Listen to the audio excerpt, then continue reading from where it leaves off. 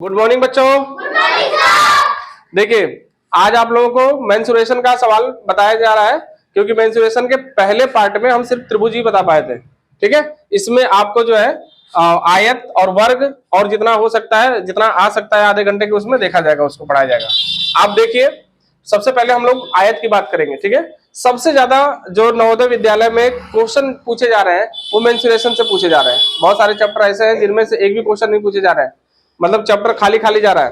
लेकिन इसमें के क्वेश्चन लगातार, मतलब ऐसे हैं लगातार इसमें 3 क्वेश्चन 4 क्वेश्चन तक पूछे जा रहे हैं हर साल में। तो इसलिए हमें मेंसुरेशन को बहुत अच्छे तरीके से पढ़ना है। ठीक है, देखिए सबसे पहले हम लोग पढ़ते हैं आयत। आयत को इंग्लिश में क्या बोलते हैं? रेक्टेंगल। क्या बोलते हैं? रेक्टेंगल। इंग्लिश में रेक्टेंगल बोलते हैं। आयत का जो आकृति है बेटा, देख लीजिए, ऐसी आकृति आयत की बनती है। ये मैंने 90-90 अंश का कोण बनाया, मतलब भुजाओं के बीच में लंबाई और चौड़ाई। देखिए, ये एक चतुर्भुज है और एक ऐसा चतुर्भुज है जिसकी आमने सामने की भुजाएं आपस में क्या हो रही हैं? बराबर हो रही है। इसको लंबाई कहते हैं। ये भी लंबाई है, ये चौड़ाई है, ये भी चौड़ाई है। तो मतलब आमने सामने की लंबाई और आमने सामने की चौड़ाई दोनों आपस में क्या है? बराबर है। और बीच का कोण कितने अंश का है? 90 अंश का है। आयत की परिभाषा यदि आपसे पूछा जाए तो आप बता सकते हैं कि ऐसा चतुर्भुज जिसकी आमने सामने की भुजाएं आपस में क्या हो? बराबर हो, और बीच का कोण कितने अंश का हो? 90 अंश का। मतलब बीच का कोण का मतलब उनके दोनों भुजाओं के बीच जो कितने अंश का कोण बनना हो? 90 अंश का कोण बनना हो, आयत कहलाता है। बात समझ में आ रही है? अच्छा, ये सबसे ज्यादा जरूरी आपको क्या है? ये सूत्र याद करना। सारे लोग मेरे साथ बोल करके सूत्र याद करेंगे। आयत का परिमाप, आयत का परिमाप बराबर होता है 2 गुणे कोष्ठ में लंबाई धन चौड़ाई। क्या है? 2 गुणे कोष्ठ में लंबाई धन चौड़ाई। ठीक है, आयत का क्षेत्रफल बराबर कितना होता है? लंबाई गुणे चौड़ाई। और आयत का विकर्ण बराबर कितना होता है? ए स्क्वायर प्लस बी स्क्वायर। करनी के अंदर ए स्क्वायर प्लस बी स्क्वायर होगा। बात समझ आ रही है? अब हम सपोज दैट एक उदाहरण ले लेते हैं कोई भी, क्योंकि ये आगे जाके काम करेगा। उदाहरण के तौर पे हम ले लेते हैं, चलो मान लो इसकी लंबाई कितनी बेटा? 10 है, और इसकी चौड़ाई जो है ये 5 है। कितनी है? 5। और हमें मान लीजिए कि लंबाई और चौड़ाई मालूम हो, और फिर इस तरीके से अगर हमें सवाल निकालना हो कि आयत का परिमाप बताइए। मान लीजिए ये आपका आयत है और इसमें आपको ये भी 10 का हो गया, तो ये भी 10 का हो जाएगा, तो ये भी 5 का हो जाएगा, है कि नहीं?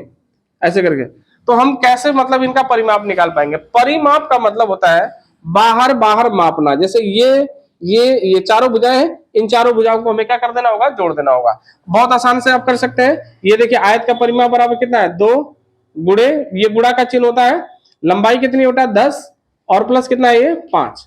तो आप क्या काम करेंगे? 2 गुणे, पहले कोष्ठ को हल कर लेते हैं, 15, और 15 गुना के कितना हो जाएगा? 30। 30 मीटर हो गया। ये मीटर में कर लीजिए, मीटर हो गया, 30 मीटर हो गया। ठीक है, बात समझ आ रही है? परिमाप कितना हो गया? आयत का परिमाप बराबर कितना होगा? 2 गुणे लंबाई धन चौड़ाई बराबर कितना हो गया? 2 गुणे लंबाई धन चौड़ाई बराबर 2 गुणे 10 धन 5 15, और 2 गुणे 5 कर देंगे, कितना होगा? 15 गुना के 30। 30 मीटर हो जाएगा। कितना मीटर हो जाएगा? 30 मीटर। ठीक है, इसी तरीके से हमें कोई भी सवाल अगर पूछा जाए और लंबाई और चौड़ाई दे रखा है तो हमें परिमाप निकालना होगा, तो इस सवाल से हम निकाल सकते हैं। ठीक, क्षेत्रफल निकालना होगा तो कैसे निकाल पाएंगे? लंबाई गुणे चौड़ाई के हिसाब से 10 गुणे 5। 10 गुणे 5 का मतलब कितना हो जाएगा? 50। 50, देखिए ध्यान से, जब भी क्षेत्रफल निकलता है तो वर्ग मीटर में निकलता है। किसमें निकलता है? वर्ग मीटर। 10 पंजे 50 वर्ग मीटर। और अगर इनका विकर्ण निकालना हो, ये देखिए, ये विकर्ण होता है, ये विकर्ण होता है। इस विकर्ण को निकालना हो, ये भी विकर्ण होता है। 2 विकर्ण होते हैं इसमें, तो ये विकर्ण यदि निकालने होंगे तो हमें क्या करना होगा? लंबाई का वर्ग। लंबाई का मतलब कि 10 का वर्ग कर लेंगे और प्लस 5 का वर्ग कर लेंगे। तो 10 का जब वर्ग कर लेंगे तो कितना होगा? 10 दहा में 100, और 5 का करेंगे तो 50 में 25, और ये हो जाएगा तुम्हारा कितना? 125। और ये किसी का वर्गमूल होगा तो वर्गमूल निकाल देंगे, नहीं है तो इसको छोड़ देंगे, है ना? 50 में 25 5 125, ये होता है। तो 5 करनी में 2 कर सकते हो, उसको क्या कर सकते हो? 5 करनी में 50 में 25 5 125, ये 5 करनी में 5 कर सकते हो। इतना, ये आपका या तो इतना ही छोड़ दीजिए, अच्छा इतना लिख लीजिए, 50 में 25 25 5 125, इस तरह से करते हैं। ये आपका सूत्र ये हो जाएगा विकर्ण की लंबाई। ठीक है, इसी तरीके से सेम हम कर सकते हैं वर्ग के बारे में। वर्ग को समझते हैं। वर्ग किसे कहेंगे? ऐसा चतुर्भुज जिसकी सभी भुजाएं आपस में क्या हो? बराबर हो। अच्छा देखिए, उसमें क्या बराबर हो रही थी? इसमें सिर्फ आमने सामने की भुजाएं बराबर हो रही थी, लेकिन वर्ग में क्या होता है? सभी भुजाएं आपस में बराबर होती हैं। ए ए ए ए ए कुछ भी मतलब मान सकते हो, कोई भी नाम दे सकते हो, चारों भुजाएं बराबर होती हैं। वर्ग का परिमाप यदि निकालना होगा तो 4 गुणे भुजा, जैसे 1 2 3 4 भुजा है ना, इसलिए हमने 4 बार जोड़ा है, इसलिए 4a कर दिया, मतलब 4a हो जाएगा। वर्ग का क्षेत्रफल कितना होगा, a गुणे a, जैसे लंबाई गुणे चौड़ाई इसमें भी होता है, तो a गुणे a, लंबाई भी वही चौड़ाई भी वही, आप कर सकते हो। ठीक है, इसी तरह से वर्ग का विकर्ण हो सकता है, आप इस तरीके से कर सकते हो। चाहे तो सभी का आप मान ले लीजिए, चलो हम मान लेते हैं 5, कितना हो गया 5, तो अगर 5 करना होगा तो कितना होगा, 4 गुणे 5, ये कितना हो जाएगा 20। अगर 4 का 5 कर लेंगे तो 5 गुणे 5 कर लेंगे, 25, ये वर्ग मीटर। फिर ये कितना हो जाएगा, 5 करने में 2 हो जाएगा।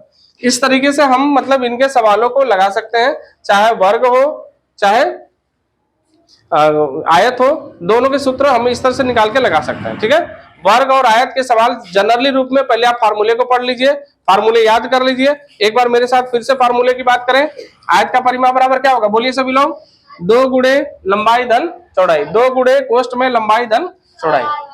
आयत का क्षेत्रफल बराबर कितना होगा बताइए, L गुणे B। आयत का विकर्ण बराबर कितना होगा, कर्ण में a square plus b square. वर्ग का परिमाप कितना होगा, 4 गुणे a, 4 गुणे a। वर्ग का क्षेत्रफल कितना होगा, a स्क्वायर, और वर्ग का विकर्ण कितना होगा, a कर्ण में 2। पहले हम आपको पहले फार्मूला बता देते हैं, फिर फार्मूले के हिसाब से जो क्वेश्चन पूछे जा रहे हैं उनको बताया जाएगा। ठीक है, पहले फार्मूले को आप देखते हैं। देखो बेटा, अब आपको पढ़ाने जा रहे हैं घन। क्या पढ़ाने जा रहे हैं, घन। आपने पढ़ लिया आयत, आपने पढ़ लिया वर्ग, अब आपको पढ़ना है घन और घनाभ। ठीक है, घन और घनाभ में सबसे पहले आपको देखना है घन। घन क्या है, घन को इंग्लिश में बोलते हैं क्यूब। क्यूब की आकृति आपको मिलेगी जब आप देखते हो ना, लूडो खेलते हो, लूडो, तो लूडो में जो डाइस होता है जिसको हम लोग छक्का बोलते हैं, ठीक है, उसकी आकृति होती है। या फिर चाक का डब्बा जो देखा होगा आपने, वो आकृति आपकी इस तरह की होती है। ठीक है, इसमें लंबाई चौड़ाई और ऊंचाई सब एक बराबर होती है। ठीक है, जो ये कोर होता है ना, कोर, कोर की लंबाई, मतलब जिससे कोर कितनी होती है, भुजाएं कितनी होती है, एक घन के अंदर 12 कोर होती है, मतलब 12 भुजाएं होती हैं। और शीर्ष कितने होते हैं, शीर्ष का मतलब ये कोना, कोना गिनेंगे, 4 नीचे हो जाएंगे, 4 ऊपर हो जाएंगे, 8 हो जाएंगे। और फलक कितने हो जाएंगे, फलक का मतलब दीवार, एक उसमें अगर दीवार देखेंगे तो जैसे एक दीवार ये दिख रही है, ये दीवार दिख रही है, ऊपर वाली दिख रही है, ऐसे करके 6 दीवारें हो जाएंगी। 4 दीवार हो गई और प्लस ऊपर नीचे का बॉर्डर, टॉप और बॉटम। ठीक है, तो कुल मिला के 6 हो गए। उसी तरीके से यहाँ भी घनाभ में भी वही होता है। घनाभ में भी कितने है, 12 कोरे होंगी, शीर्ष भी कितने होंगे, 8 होंगे। आपसे पूछा जा सकता है कि घनाभ में कितने कोरे होती हैं, जवाब मिलेगा 12। ठीक है, 4 ऊपर हो गई, 4 नीचे हो गई और 4 खड़ी खड़ी हो गई। और शीर्ष कितने हो गए, 8 होंगे। क्वेश्चन यहाँ से भी पूछ सकता है। ठीक है, अब इसमें हम शुरुआत करते हैं कि घन का जो आयतन होता है वो कितना होता है, a पर क्यूब होता है। घन का वक्रपृष्ठ, वक्रपृष्ठ का मतलब कि चारों दीवारों का क्षेत्रफल, तो चूंकि एक दीवार का क्षेत्रफल a है तो a स्क्वायर के रूप में है, तो 4 दीवारें होते 4 स्क्वायर हो जाएगा, 4a स्क्वायर। घन का संपूर्ण पृष्ठ होगा 6a स्क्वायर, और घन का विकर्ण हो जाएगा a करने में 3। ठीक उसी तरीके से घनाभ का आयतन हो जाएगा L गुणे B गुणे H। घनाभ का पृष्ठीय क्षेत्रफल, जिसको हम पार्श्व पृष्ठ भी कह सकते हैं, वक्र पृष्ठ भी कहते हैं, तो वो आपका कितना होगा, 2 गुणे कोष्ठ में, यहाँ गुणा का चिन्ह होता है, 2 गुणे कोष्ठ में लंबाई धन चौड़ाई गुणे ऊंचाई, चारों दीवारों का क्षेत्रफल 20 को बोलते हैं। घनाभ का विकर्ण कितना होता है, कर्णी के अंदर L square plus B square plus H square, लंबाई का वर्ग चौड़ाई का वर्ग धन ऊंचाई का वर्ग। फिर घनाभ का संपूर्ण पृष्ठ होगा 2 गुणे कोष्ठ में लंबाई गुणे चौड़ाई प्लस चौड़ाई गुणे ऊंचाई प्लस ऊंचाई गुणे लंबाई। ये आपका है 2 गुणे कोष्ठ में LB BH और प्लस HM। ऐसे करके आप याद कर लेंगे। जब याद कर लेंगे, जब आपको फार्मूला पता होगा, तभी जाके आपको क्वेश्चन लगाने में आसानी मिलेगी, अन्यथा आप क्वेश्चन नहीं लगा पाओगे। ठीक है, तो सबसे पहले आप इसको देख लीजिए क्वेश्चन को तैयार करने के लिए।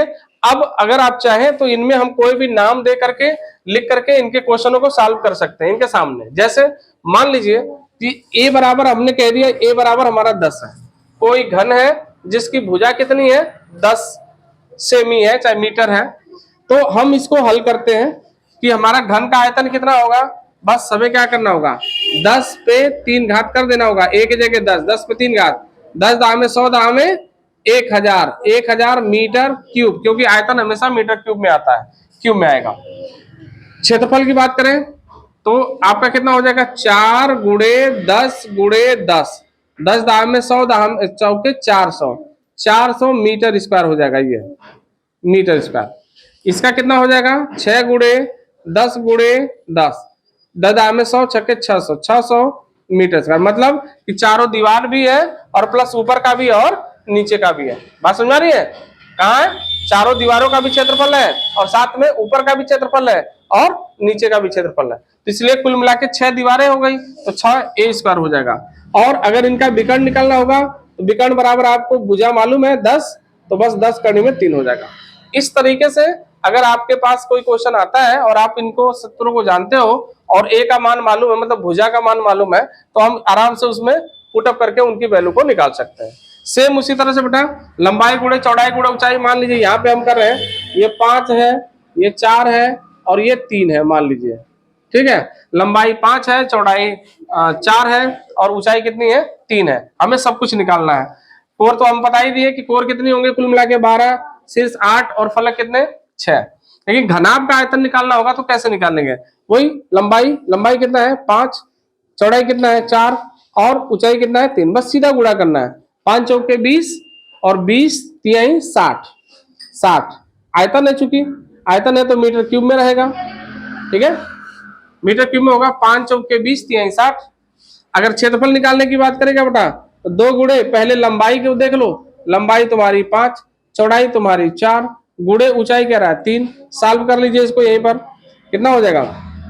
2, 5 और 4 9, ये गुणा का चिन्ह है, ये भी गुणा का चिन्ह है, तो 9 दूना 18, 18 तिया 54, 54 चूंकि क्षेत्रफल है ना तो मीटर स्क्वायर में होगा। ठीक है, विकर्ण है, विकर्ण सिर्फ मीटर में होगा। अब विकर्ण की लंबाई का मतलब कि इनके बीच में देखिए, जैसे आप ये, चूंकि आप जानते हैं कि त्रिविमीय आकृति है। कैसे आकृति है? त्रिविमीय आकृति। अपने कमरे में समझिए, जिस कमरे में आप है, तो यहां से लेकर के इस कोने तक लेंगे ऐसे करके तिरछे में, तब जाके वो आपका विकर्ण होगा। ठीक है ना, यहां से लेकर के इस कोने तक लेंगे तो ये आपका विकर्ण बनेगा, सबसे ज्यादा मतलब हो। तो एल का मतलब कितना होगा? 5 का वर्ग कर लो, फिर बी का मतलब कितना? 4 का वर्ग कर लो, फिर कितना? 3 का वर्ग कर लो। आज सबको लिख करके इसमें लिख लो। 5 का वर्ग करेंगे 5 25, 4 का वर्ग करेंगे 4 चौके 16, 3 तिहाई 9। अब सबको आप कर लीजिए, जोड़ लीजिए। ठीक है, 9 6 15, 15 और 5 20, फिर ये कितना हुआ? 3 3 और 2 5, करने में कितना हो गया? 50 हो गया। 9 6 15, 15 और 5 20 और ये हो गया। ठीक है, इसी तरीके से इसको कर लेंगे, क्योंकि ये मीटर में होगा, क्योंकि विकर्ण है, मीटर में होगा। ये घनाभ का संपूर्ण पृष्ठ है, तो 2 गुणे लिखिए यहाँ पे। एल का मान कितना है? 5 और बी का मान कितना है? 4, फिर बी का मान कितना है? 4, फिर एच का मान 3, फिर एच का मान कितना है? 3, फिर एल का मान कितना है? 5। ऐसे करके भर दीजिए और भर करके फिर हल कर लीजिए। देखिए 5 चौके बोलिए 20 और प्लस 4 तिहाई 12, फिर 5 तिहाई 15, फिर हल करिए बेटा इसको। सबको पहले जोड़ लीजिए। ठीक है, कितना हो रहा है? 5 2 7, फिर ये कितना हुआ? 2 और 2 4 47, फिर गुणा कर लीजिए। 2 7 14 को, 2 7 14 को 4, 2 चौके 8 और 1 9, 9 ये मीटर स्क्वायर हो जाएगा। इस तरीके से अगर आपका कोई सवाल भी अगर आता है इनके नाम के ऊपर एल बी एच के हिसाब से, तो आप आराम से कर सकते हैं। बाकी के जो सवाल है वो अभी किस तरीके से क्वेश्चन पूछे जा रहे हैं उनको भी आपको बताया जाएगा। ठीक है, चलिए आगे देखते हैं। एक सवाल है, एक वर्ग के विकर्ण की लंबाई 5 मीटर है, इस वर्ग का क्षेत्रफल क्या होगा? अब आपने अभी तक पढ़ा है, जो भी मैंने पढ़ा है उसमें आपको ये नहीं बताया है कि वर्ग का विकर्ण अगर दिया गया हो तो वर्ग का क्षेत्रफल कैसे निकाला जाता है। ठीक है, तो आपने नॉर्मली कुछ चीजें पढ़ी, लेकिन देखिए ध्यान से, जब आप बेसिक करते जाओगे ना तो आपको वो भी चीजें मिल जाएंगी। इनमें से 25 12.5 है ये। देखिए सबसे पहले आप समझिए कि वर्ग का जो क्षेत्रफल होता है वो होता है विकर्ण का वर्ग बटा में 2। अब आप कहेंगे सर ये वर्ग का विकर्ण बटा में 2 आपने तो बताया नहीं, तो फिर ऐसे कैसे हो गया? ठीक है भाई, नहीं बताया, लेकिन आप ये ध्यान रखिए कि जो मैंने आपको पहले बताया उससे आपको करना पड़ेगा। पहले आप इसको कर लीजिए, फिर मैं निकालना भी बताता हूँ। देखो वर्ग का विकर्ण कितना हो गया? 5, 5 का वर्ग कर लोगे बटा में 2 हो जाएगा। 5 का वर्ग करोगे 5 25 बटा में 2, और ये हो जाएगा तुम्हारा 12.5, 12.5 मीटर ये हो गया। ठीक है, इतना छोटा सा क्वेश्चन था, लेकिन आप के लिए दिक्कत है। अब आपको मैं समझाता हूँ कि कैसे ये आपका ये फार्मूला ऐसे कैसे बन गया। ठीक है, आपने पढ़ा था वर्ग का विकर्ण सूत्र, पढ़ा था कि नहीं? वर्ग का विकर्ण पढ़ा कि नहीं? बताइए, वर्ग का विकर्ण क्या पढ़ा? a करनी में 2 पढ़ा, कितना पढ़ा? a करनी में 2 पढ़ा कि नहीं पढ़ा? तो अब बताओ a बराबर कितना होगा बेटा? a बराबर कितना होगा? वर्ग का विकर्ण, ध्यान से सुनेंगे तभी समझ में आएगा। वर्ग का विकर्ण बटा में करनी में 2 हो गया, कितना हो गया? करनी में 2 हो गया। अब हमें करना क्या है कि वर्ग का विकर्ण बटा में करनी में 2, चूंकि आपको पता है ना जब a मालूम हो गया तो a का वर्ग कितना होगा? ए भुजा मालूम हो गई तो वर्ग तो ए स्क्वायर ही होता है ना, तो दोनों तरफ क्या कर लो? वर्ग कर लो। दोनों तरफ क्या कर लो? दोनों तरफ वर्ग कर दो। जब वर्ग कर दोगे तो इधर ए स्क्वायर हो जाएगा, और ए स्क्वायर हो गया तो वर्ग क्षेत्रफल हो ही गया, और ये वर्ग कर दोगे तो वर्ग का क्या हो जाएगा? विकर्ण हो जाएगा, विकर्ण का सॉरी विकर्ण का स्क्वायर हो जाएगा ये। और ये अंडर रूट में है, मतलब करनी में है, तो आपको पता है कि करनी में जैसे वर्ग करोगे तो सिर्फ ये कितना हो जाएगा? 2 हो जाएगा। मतलब आपका ये फार्मूला बन गया, ये क्षेत्रफल हो गया। तो ये क्षेत्रफल बराबर आप लिख सकते हो, क्या लिख सकते हो? लिख सकते हो विकर्ण का वर्ग, विकर्ण का वर्ग और बटा में कितना लिख सकते हो? 2। ये फार्मूला आपका इस तरह बनेगा, ठीक है। ऐसे करते करते मतलब आपके क्वेश्चन आएंगे। अभी आपको नेक्स्ट वीडियो में इनके क्वेश्चन मिलेंगे, ठीक है। पहले आप यहाँ तक तैयारी करते रहिए, next by next day by day आपको मिलेगा।